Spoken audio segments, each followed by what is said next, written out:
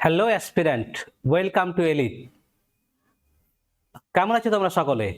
আশা করছি প্রত্যেকেই সুস্বাস্থ্যে রয়েছো, ভালো রয়েছো। আজকে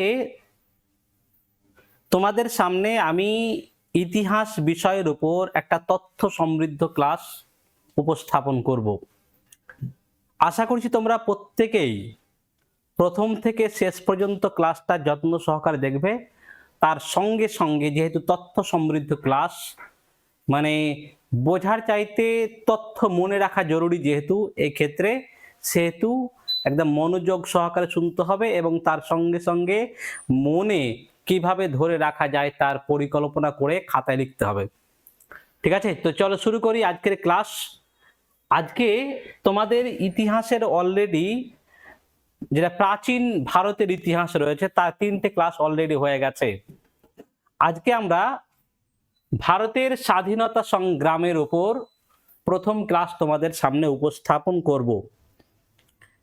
এই ভারতের স্বাধীনতা সংগ্রামে প্রবেশ করার আগেই মূলত ভারতবর্ষে যে ইউরোপীয় বণিকরা এসেছিল তাদের যে বিভিন্ন কার্যকলাপ, বিশেষ করে পর্তুগিজ এবং ব্রিটিশদের যে বিভিন্ন কার্যকলাপ, তাদের যে গভর্নর, বাংলার গভর্নর রয়েছে, গভর্নর জেনারেল রয়েছে, ভাইসরয় রয়েছে, তাদের যে বিভিন্ন অ্যাক্টিভিটি, কার্যকলাপ, সে সম্বন্ধে আমরা আজকে তোমাদের সামনে তুলে ধরব। চলো শুরু করি আজকের ক্লাস। ভারতবর্ষে প্রথম যে ইউরোপীয় শক্তি ভারতবর্ষের সাম্রাজ্য বিস্তারের লোভে এসেছিল, ভারতবর্ষে প্রথম যারা ঘাঁটি স্থাপন করেছিল, সে শক্তিটার নাম হচ্ছে পর্তুগিজ শক্তি। মূলত ভাস্কো দা গামা 1498 খ্রিস্টাব্দে ভারতের পশ্চিম উপকূলের মালাবার উপকূলের কালিকট বন্দরে এসে উপস্থিত হন। কোঝিকোড বন্দর বা কালিকট বন্দরে উপস্থিত হন। ভাস্কো দা গামা মূলত উত্তম আশা অন্তরীপ, কেপ অফ গুড হোপ যাকে বলা হয়, এই উত্তম আশা অন্তরীপ থেকে মূলত 1498 খ্রিস্টাব্দে মালাবার উপকূলে কোঝিকোড বা কালিকট বন্দরে এসে উপস্থিত হন। এই কালিকট কোথায় বললাম? কেরলের মালাবার উপকূলে, যেটা কোঝিকোড বলা হয়। এই কালিকটে তখন জামোরিন নামে একজন হিন্দু রাজা তখন কিন্তু রাজত্ব করতেন। অর্থাৎ ভাস্কো দা গামা যে সময় ভারতবর্ষে কালিকট বন্দরে উপস্থিত হন, সে সময়ে ভারতবর্ষে জামোরিন নামক একজন রাজা, হিন্দু রাজা রাজত্ব করতেন। তারপরে আমি বললাম যে ভারতবর্ষে সাম্রাজ্য বিস্তারের উদ্দেশ্যে যে সমস্ত শক্তি এসেছিল, তার মধ্যে প্রথম যে শক্তিটা এসেছিল তার নাম হচ্ছে পর্তুগিজ শক্তি। তো এই পর্তুগিজদের প্রথম গভর্নর ছিলেন আলমেইডা। পর্তুগিজ শক্তির, ভারতবর্ষে পর্তুগিজ শক্তির প্রথম গভর্নর কে ছিল? আলমেইডা বা আলমিদা। এই পর্তুগিজ শক্তির প্রকৃত প্রতিষ্ঠাতা হলেন গভর্নর আলবুকার্ক। ভালো মনে রাখতে হবে লাইনটা, যে ভারতের পর্তুগিজ শক্তির প্রথম গভর্নর আলমেডা, তবে প্রকৃত প্রতিষ্ঠাতা, মানে ভারতবর্ষে পর্তুগিজদের সাম্রাজ্য বিস্তারে যিনি সবচেয়ে বেশি ভূমিকা পালন করেছিলেন প্রথম দিকে, তার নাম হচ্ছে আলবুকার্ক। তিনি কত সালে ভারতে এসেছিলেন? তিনি 1509 সালে ভারতবর্ষে এসেছিলেন। ওকে, এই আলবুকার্ক বিজাপুরের কাছ থেকে, বিজাপুরে যে শাসক ছিল দক্ষিণ ভারতের, এই বিজাপুরের শাসকের কাছ থেকে মূলত তিনি গোয়া দখল করেন। কত সালে? 1510 সালে। যদিও পর্তুগিজদের প্রথম সামরিক ঘাঁটি ছিল কোচিন, পরবর্তীকালে এই কোচিন থেকে তাদের ঘাঁটি গোয়াতে স্থানান্তরিত করা হয়। মূলত আলবুকার্কের নীতিকে বলা হয় নীল জল নীতি, ব্লু ওয়াটার পলিসি। এই ব্লু ওয়াটার পলিসি কি? যে আলবুকার্ক কোন একটা ভূখণ্ড দখল করে সাম্রাজ্য বিস্তার করার চাইতে মূলত উপকূলীয় অঞ্চলগুলোর প্রধান বাণিজ্য পথ দখল করে তিনি ভারত মহাসাগর এবং আরব সাগরের উপর, বঙ্গোপসাগর, আরব সাগর, এই সমস্ত ভারত মহাসাগর অংশের উপর তিনি আধিপত্য তৈরি করার চেষ্টা করেছিলেন, একাধিপত্য তৈরি করার চেষ্টা করেছিলেন, যাতে আন্তর্জাতিক বাণিজ্য, আন্তর্জাতিক সমুদ্রে যে জাহাজগুলো চলাচল করে সেই জাহাজগুলো যাতে পর্তুগিজদের অনুমতি নিয়ে চলাফেরা করে, এই উদ্দেশ্যে তিনি মূলত উপকূলীয় যে বাণিজ্য পথগুলো রয়েছে সেগুলো দখল করে তিনি সাম্রাজ্য বিস্তার করার মনোভাব পোষণ করেছিলেন। তার জন্য তার নীতিকে বলা হয় ব্লু ওয়াটার পলিসি। এই শাহজাহানের নির্দেশে, মোগল সম্রাট শাহজাহানের নির্দেশে বাংলার শাসক কাসিম খান, এই বাংলার শাসক কাসিম খান হুগলি থেকে পর্তুগিজদের বিতাড়িত করেন। বাংলায় এরা ঘাঁটি স্থাপন করার চেষ্টা করেছিলেন এবং অনেকটা এগিয়ে গিয়ে চন্দননগরে ঘাঁটি তৈরি করেছিলেন। তো মূলত হুগলি থেকে পর্তুগিজদের বিতাড়িত করেছিলেন কে? শাহজাহানের নির্দেশে বাংলার শাসক কাসিম খান। ওকে, তারপরে এই হচ্ছে পর্তুগিজদের কাহিনী। আমি বারবার একটা কথা তোমাদের সামনে বলছি, যে কথাটা হচ্ছে যে আমি তোমাদের সামনে একদম ডেপথে গিয়ে কিন্তু সবকিছু বলছি না, কারণ ডাব্লিউবিপি এবং কেপি পরীক্ষার জন্য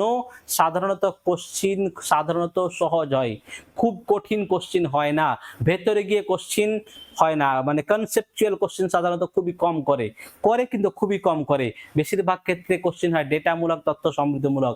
তার জন্য আমি মূলত যেহেতু ডাব্লিউবিপি এবং কেপি কে অনুসরণ করে ক্লাস করাচ্ছি, মিশন সিংভাবে ক্লাস করাচ্ছি, তার জন্য এই ক্লাসগুলো হবে মূলত তথ্যমূলক, ডেটা সমৃদ্ধ, পরীক্ষায় আসার উপযোগী। ওকে, তারপরে এই গেল পর্তুগিজ শক্তি। তারপরে আরো অনেক শক্তি এসে, দিনেমারা এসছে, ফ্রান্সেরা এসছে, কিন্তু তারা খুব বেশি একটা প্রভাব ভারতবর্ষে বিস্তার করতে পারেনি। সেই কারণে তাদের থেকে প্রশ্ন খুবই কম আসে, দেয় না বললেই চলে। এবার বলবো সেটা হচ্ছে ব্রিটিশ ইস্ট ইন্ডিয়া কোম্পানি, ইংরেজদের সম্বন্ধে। 1599 খ্রিস্টাব্দে ইস্ট ইন্ডিয়া কোম্পানি গঠিত হয়।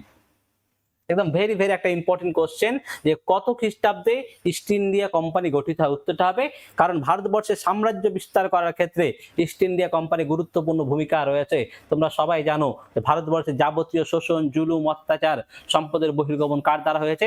মূলত ইস্ট ইন্ডিয়া কোম্পানির দ্বারাই হয়েছে। তো ইস্ট ইন্ডিয়া কোম্পানি কবে তৈরি হয়েছিল? সেই ইস্ট ইন্ডিয়া কোম্পানি তৈরি হয়েছিল 1599 সালে। এই 1600 খ্রিস্টাব্দে রানী এলিজাবেথ পূর্বে প্রাচ্যে এই কোম্পানিকে বাণিজ্য করার অধিকার দিয়েছিলেন। মানে পূর্বের যে দেশগুলো রয়েছে, সে পূর্বের দেশগুলোতে রানী এলিজাবেথ 1600 খ্রিস্টাব্দে ইস্ট ইন্ডিয়া কোম্পানিকে বাণিজ্য করার অনুমতি দিয়েছিলেন। তারপরে ক্যাপ্টেন উইলিয়াম হকিন্স 1608 খ্রিস্টাব্দে রাজা প্রথম জেমসের দূত হিসাবে জাহাঙ্গীরের দরবারে এসেছিল। অর্থাৎ যে ব্রিটিশ প্রথম ভারতবর্ষে কোন রাজার দরবার এসেছিলেন তার নাম হচ্ছে উইলিয়াম হকিন্স। কার দরবারে এসেছিলেন? মোগল সম্রাট জাহাঙ্গীরের দরবারে। কার দূত হয়েছিলেন? রাজা প্রথম জেমসের দূত হিসেবে ভারতবর্ষে এসেছিলেন। এই উইলিয়াম হকিন্সকে বলা হয় ইংলিশ খান। ইংলিশ খান কাকে বলা হয় তাহলে? উইলিয়াম হকিন্সকে ইংলিশ খান বলা হয়। তারপরে স্যার টমাস রো 1615 খ্রিস্টাব্দে জাহাঙ্গীরের রাজত্বকালে এসেছিলেন। তাহলে প্রথম এসেছিল কে? উইলিয়াম হকিন্সের পর 7 বছর পর স্যার টমাস রো 1615 খ্রিস্টাব্দে জাহাঙ্গীরের রাজত্বকালে এসেছিলেন। দুজন ব্যক্তি হলো। ইংরেজদের প্রথম বাণিজ্য কেন্দ্রের নাম কি ছিল? সুরাট। উত্তর ভারতে গুজরাটের সুরাট হচ্ছে ইংরেজদের প্রথম বাণিজ্য কেন্দ্র। এর আগেটা যেমন বললাম যে পর্তুগিজদের প্রধান বাণিজ্য কেন্দ্র ছিল কোচিন, ঠিক পরবর্তীকালে গোয়া হয়। ঠিক একই রকম ভাবে ভারতবর্ষে ইংরেজদের প্রথম বাণিজ্য কেন্দ্র হচ্ছে কোথায়? সুরাট, উত্তর ভারতে। আর দক্ষিণ ভারতে প্রথম বাণিজ্য কেন্দ্র হচ্ছে মাছলিপত্তনম হচ্ছে দক্ষিণ ভারতে ইংরেজদের প্রথম বাণিজ্য কেন্দ্র, প্রথম সামরিক ঘাঁটি। তারপরে 1690 সালে কলকাতা শহরের গোড়াপত্তন করেন কে? Job Charnock. পরীক্ষা খুবই কোশ্চেন দেয় যে কলকাতা নগরে গোড়াপত্তন করেন কে? কলকাতা নগর প্রতিষ্ঠা করেন কে? উত্তরটা কি হবে? Job Charnock. কত খ্রিস্টাব্দে? 1690 খ্রিস্টাব্দে। তিনি 57টি গ্রাম, তারপরে কলিকাতা আর গোবিন্দপুর, এই 3টি গ্রামকে একত্রিত করে একটি বাণিজ্য কেন্দ্র বা কারখানা স্থাপনের মধ্যে দিয়ে আধুনিক কলকাতার গোড়াপত্তন করেছিলেন। যদিও কলকাতা নগরী প্রতিষ্ঠিতা হিসাবে জব 4 নংকে সুপ্রিম কোর্ট প্রাধান্য দেননি, অগ্রাধিকার দেননি, তবুও ইতিহাসের পাতায় বিভিন্ন জায়গায় উল্লেখিত রয়েছে যে জব 4 নং হচ্ছে 1690 খ্রিস্টাব্দে কলকাতা নগরীর কি বলবো গোড়াপত্তন করেছিলেন। 3টি গ্রাম নিয়ে কি 57টি গ্রাম, কলকাতা গ্রাম আর গোবিন্দপুর, এই 3টে গ্রাম নিয়ে মূলত কারখানা স্থাপনের মধ্যে দিয়ে কলকাতাকে আধুনিক নগরীর প্রতিষ্ঠার করার চেষ্টা করেছিলেন। তারপরে 1717 সালে ফারুকশিয়ারের কাছ থেকে ইংরেজরা বিনা শুল্কে বাণিজ্য করার ফরমান আদায় করেন। একদম ভেরি একটা ইম্পর্টেন্ট লাইন, যে সম্রাট ফারুকশিয়ার, মুঘল সম্রাট ফারুকশিয়ারের কাছ থেকে 1717 সালে ইংরেজরা বিনা শুল্কে, বিনা ট্যাক্সে ভারতবর্ষে বাণিজ্য করার ফরমান আদায় করেন, যেটাকে বলা হয় দস্তক প্রথা। এই দস্তক প্রথা কবে তাহলে হয়? 1717 সালে। এই ফরমান আদায়ের ব্যাপারে যিনি নেতৃত্ব দিয়েছিলেন তার নাম হচ্ছে জন শারম্যান। এই কারণে এই দস্তক প্রথাটাকে বলা হয় বাণিজ্য, বিনা শুল্কে বাণিজ্য করা, অধিকার আদায় করাটাকে বলা হয় শারম্যান দ্বৈত। ওকে, তাহলে কি পেলাম? সম্রাট ফারুকশিয়ার 1717 সালে ইংরেজদের বাণিজ্য করার অধিকার দিয়েছিলেন বিনা শুল্কে,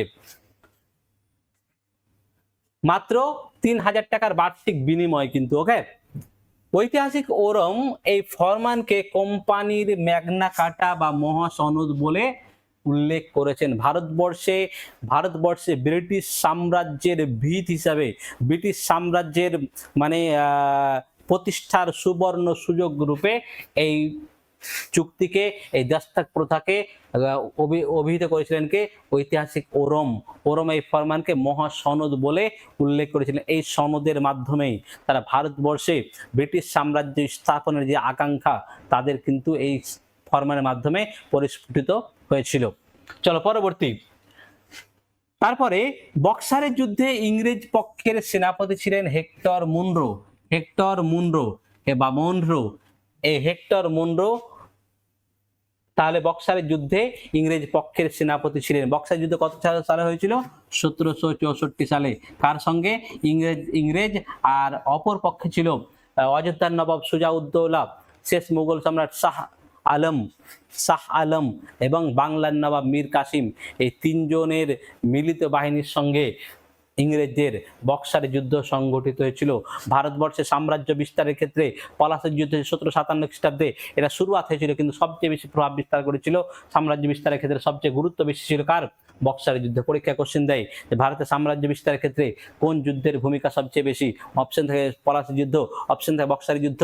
তো আমরা সাধারণত পলাশের যুদ্ধের দিকে যাই, কিন্তু এটা ভুললে চলবে না যে পলাশের যুদ্ধের চাইতে বক্সারের যুদ্ধ ঐতিহাসিক দিক দিয়ে গুরুত্বপূর্ণ। কারণ এই বক্সার যুদ্ধের মধ্যে দিয়ে, পলাশী যুদ্ধের মধ্যে দিয়ে ভারতবর্ষে বাংলার উপর শুধুমাত্র একাধিপত্য তৈরি হয়েছিল ইংরেজদের, কিন্তু সারা ভারতবর্ষের মধ্যে একাধিপত্য তৈরি হয়েছিল মূলত এই বক্সারের যুদ্ধের মধ্যে দিয়ে। চলো পরবর্তী কোশ্চেন, পরবর্তী পেজ হচ্ছে এলাহাবাদের দ্বিতীয় সন্ধি। বক্সারের যুদ্ধের পরেই দুটো এলাহাবাদের সন্ধি স্বাক্ষরিত হয়।